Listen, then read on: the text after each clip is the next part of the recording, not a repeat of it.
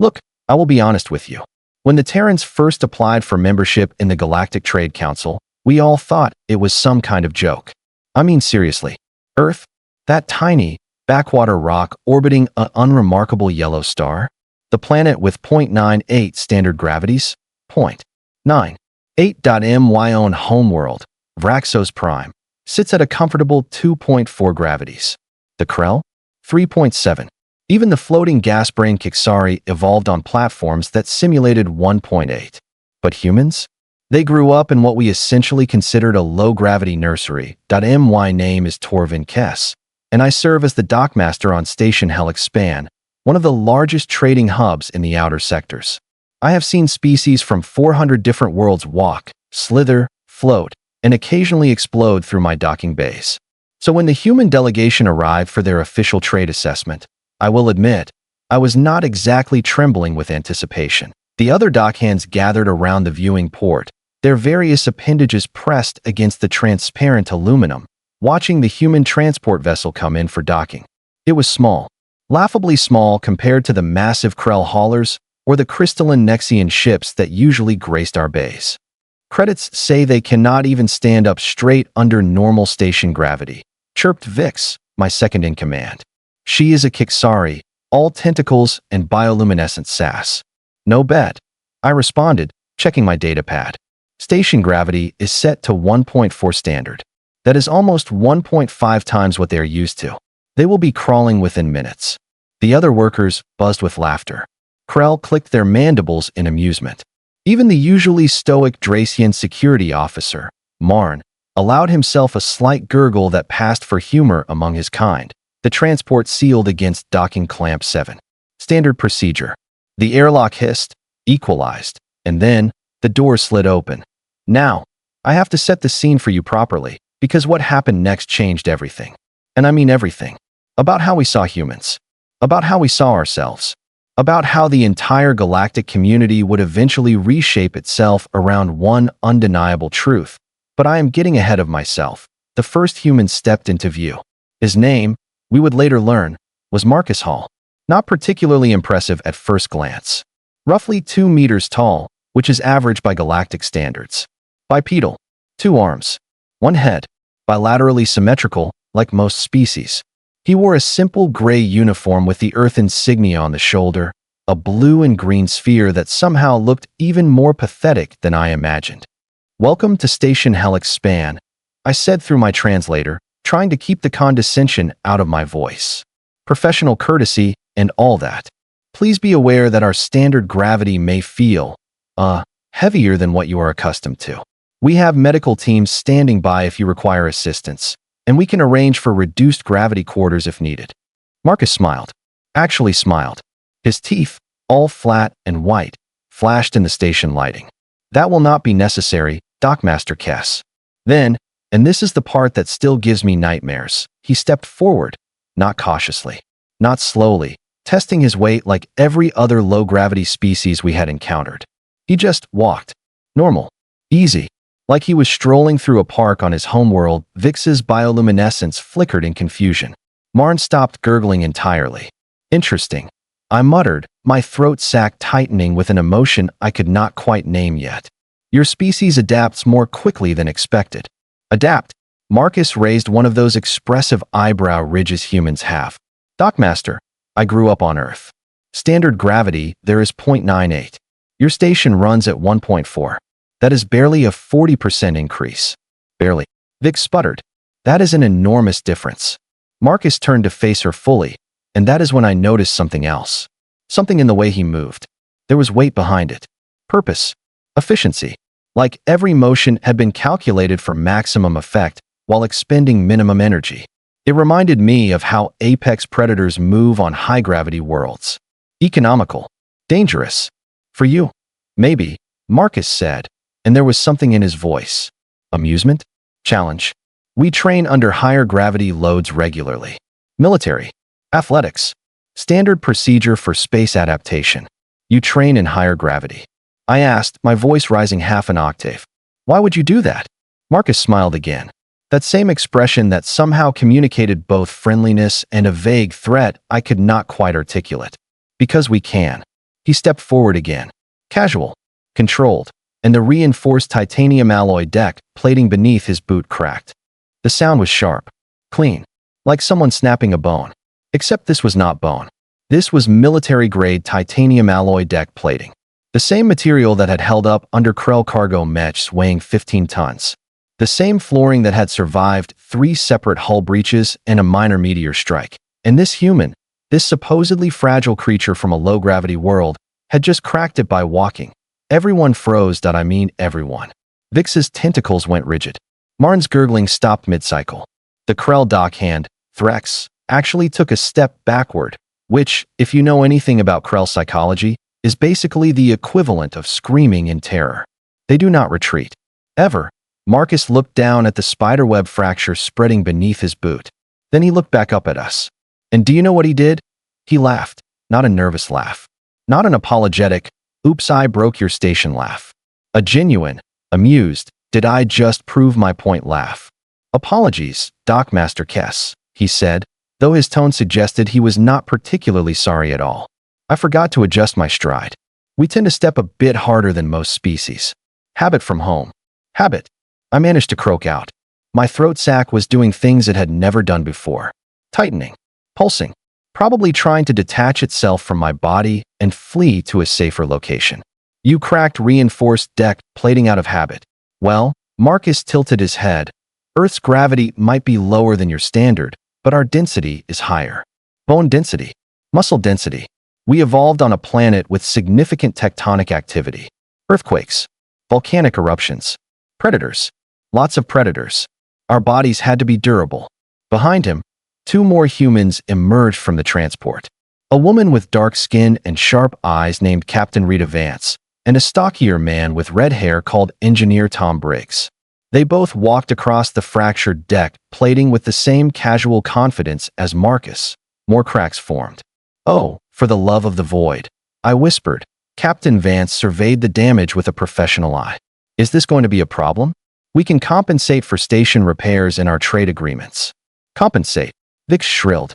You are destroying the station just by standing on it. No. Tom, the engineer, waved his hand dismissively. We are not destroying anything. Just applying standard bipedal locomotion pressure. Your decking is not rated for species with our mass-to-weight distribution. Honestly, we expected this. Happens all the time on Krell stations too. It does. Threx, the Krell dockhand, clicked in alarm. Oh, sure. Tom continued, pulling out his own datapad and tapping through screens. Last month, we visited Station Hellix. Their entire cargo bay had to be reinforced after our delegation. Cost them about 40,000 credits. Before that, there was the incident on the Nexian trade platform where, well, that was actually funny because, stop, I held up one hand. Just stop talking for a moment. My brain was trying to process what was happening. These humans, these creatures from a planet with less than standard gravity, were structurally more dangerous than species that evolved under crushing atmospheric pressure. How? How did that make any sense? Marn, the security officer, finally found his voice. It came out in wet, bubbling syllables that my translator rendered as, request permission to run structural integrity scan on human delegation. Permission granted, I said immediately. Marn activated his scanner, a small handheld device that measured density, composition, and potential threat levels. He waved it over Marcus first. The device beeped, then beeped again, then made a sound I had never heard before, a ascending whine that suggested the scanner was encountering readings it was not designed to handle. Results? I asked. Marn's eye stalks quivered. Bone density, 2.3 times galactic standard. Muscle fiber density, 2.7 times standard. Tensile strength of connective tissue, 3.1 times standard. Overall structural composition. He paused, his translator struggling with the numbers. Comparable to a Krell warrior. Possibly higher. Silence. Dead, absolute, terrifying silence. Krell warriors were the most physically formidable species in known space. They evolved on a world with 3.7 gravities, fought their way to the top of a food chain that included armored predators the size of cargo ships, and had been the undisputed champions of physical combat for 2,000 years. And this human, this smiling, casual, deck-cracking human from a .98 gravity world, was built like one of them. How? I finally asked. How is that possible? Captain Vance crossed her arms. The motion was smooth, practiced, controlled. Dockmaster Kess, I think you are operating under a fundamental misunderstanding about Earth. Yes, our gravity is lower than standard. But our evolutionary path was not easy, not gentle, not safe. Marcus nodded. We did not evolve to float in low-gravity comfort. We evolved to run, to hunt, to fight, to survive on a planet that was actively trying to kill us every single day. Your planet tried to kill you? Vix asked weakly. Daily, Tom confirmed cheerfully. Predators, diseases, weather, other humans. We are persistence hunters, Dockmaster. Do you know what that means? I did not. I shook my head. It means, Marcus said, taking another step forward, the deck groaning beneath him, we do not give up. Ever. We chase our prey until it collapses from exhaustion. We outlast everything, outrun everything, outlive everything. Another crack spread across the deck, and I realized, with growing horror, that we had made a terrible, terrible mistake about Earth. So, here is the thing about being a dockmaster on one of the largest trading stations in the outer sectors. You develop instincts, gut feelings. You learn to read species, to understand threat levels, to know when something dangerous is standing in front of you wearing a friendly smile. And every single one of my instincts was currently screaming at me to run. Perhaps, I said, trying to keep my voice steady, we should move this delegation to a more, structurally reinforced area. Conference Room 7 has hardened flooring designed for heavy cargo operations. Good idea, Captain Vance agreed. Lead the way, Dockmaster. The walk through Station Hellix Span was, without exaggeration, the most uncomfortable 15 minutes of my entire career. Every step the humans took produced small stress fractures in the deck. Other station personnel stopped and stared. A group of Nexian merchants actually fled down a side corridor when they saw us coming. Vix floated alongside me, her bioluminescence flickering in agitated patterns. This is insane, she whispered through our private comm channel. We need to alert station security. We need to contact the council. We need to stay calm, I interrupted, though I absolutely did not feel calm. They are an official delegation. We have protocols. Protocols for species that do not break our station by walking on it. Fair point. We reached Conference Room 7. The doors hissed open. Inside, the flooring was indeed more robust, triple-layered durasteel designed to handle loading mechs and heavy equipment. Surely that would hold up better. The humans entered. Marcus sat down first, pulling out a chair with one hand.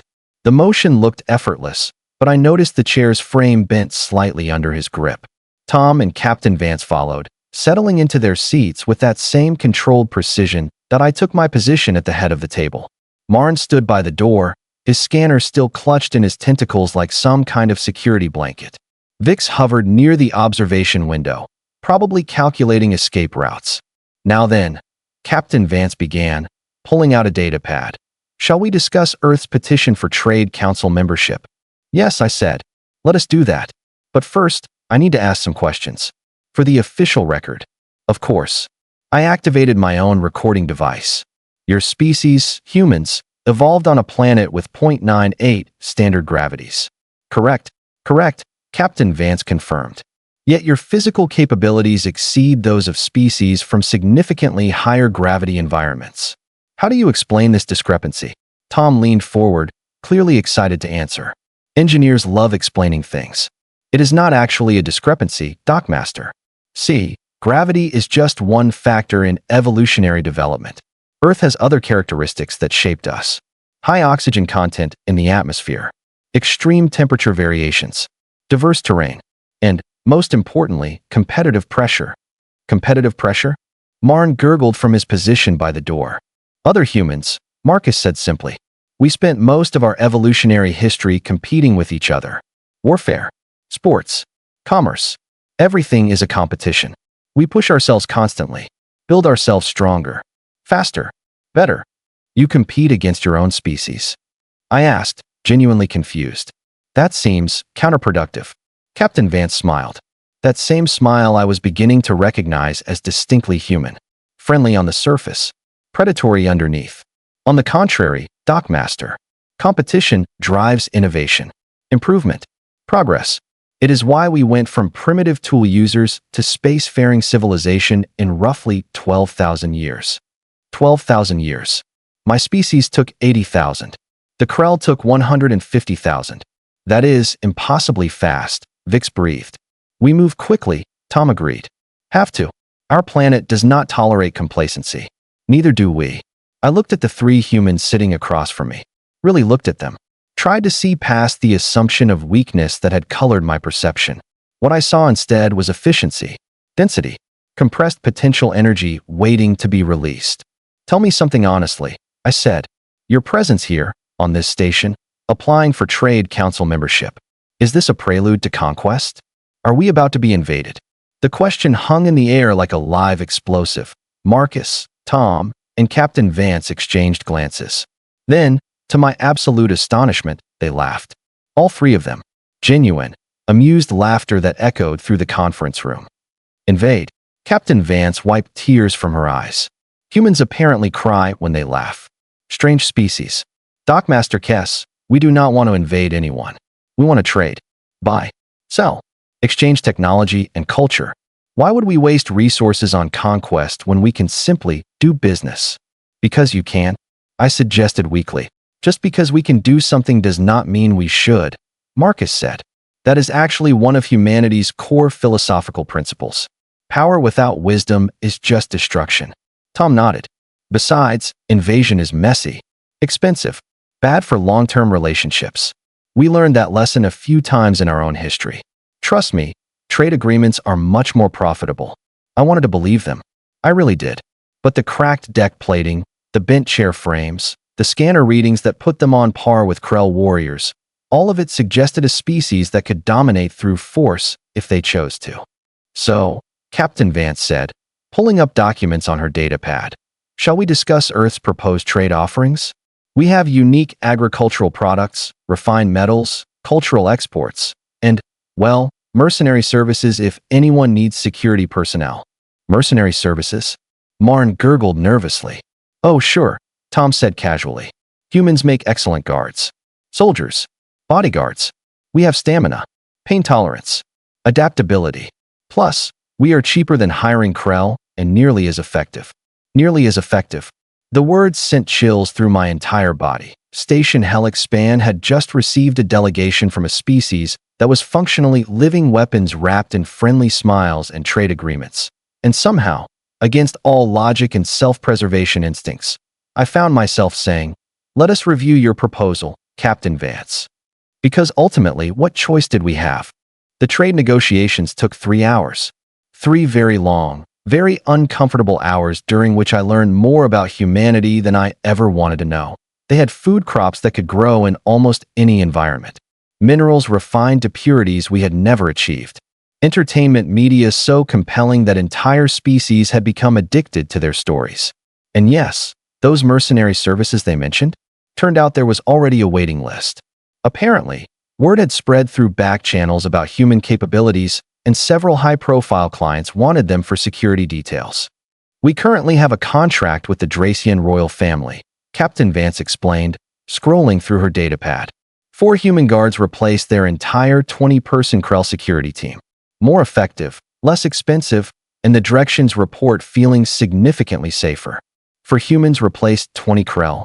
Marn burbled, his eye stalks quivering.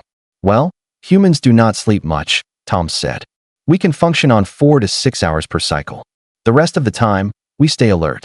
Plus, our pattern recognition is exceptional. Threat assessment happens almost automatically. Evolutionary advantage from having to watch for predators constantly. You do not sleep much. Vix asked faintly. What kind of species does not require proper rest? Marcus shrugged, another one of those casual human gestures. The kind that evolved getting eaten by nocturnal predators.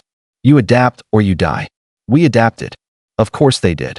The more we talked, the more I realized that Earth had not produced weak creatures coddled by low gravity. They had produced something far more terrifying. Persistence incarnate. Species that simply refused to quit, to slow down, to accept limitations. All right, I said finally, reviewing the proposed agreement one last time. Earth's petition for Trade Council membership is acceptable. Pending final approval from the council chambers, of course, but I will recommend acceptance. Captain Vance extended her hand across the table. Thank you, Dockmaster Kess. I think this will be the beginning of a very profitable relationship. I reached out and grasped her hand. Human handshakes, I had learned, were a gesture of agreement and respect. Her grip was firm, controlled, and I could feel the strength in it. The raw physical power held carefully in check. She could have crushed my hand if she wanted to, snapped the bones like twigs. Instead, she shook gently and released. That restraint, somehow, was more frightening than the strength itself. The humans stood to leave. More stress fractures appeared in the durasteel flooring, but at least nothing completely shattered. Small victories. As they walked toward the door, Tom paused and turned back. Oh, one more thing, Dockmaster, he said cheerfully. We will be sending our athletic team next month for the Galactic Sports Exhibition. Fair warning, we are going to dominate most of the endurance categories. Maybe the strength ones too. Just thought you should know. Athletic team, I asked weakly. Standard humans, Marcus clarified. Not military. Not enhanced. Just regular people who enjoy competitive sports. Should be fun. They left. The doors hissed shut behind them. For a long moment, nobody in the conference room moved. We just sat there, processing what had happened. What we had learned. What humanity represented for the galactic community. We are in trouble, Vic said finally. Serious trouble. No. I corrected her, surprising myself. We are not in trouble. We are in business. There is a difference. Marn gurgled questioningly. I stood up, my legs slightly unsteady. Think about it. Humanity wants to trade. They could conquer, but they choose commerce instead. They have power, but exercise restraint. That is not a threat. That is an opportunity. An opportunity for what? Vix demanded. An opportunity to not be their enemy. I said simply. Better to have humans as trading partners than as adversaries. Much better. Over the following months, my assessment proved accurate. Earth joined the Galactic Trade Council. Human goods flooded the markets. Human security personnel became the most sought-after protection in known space.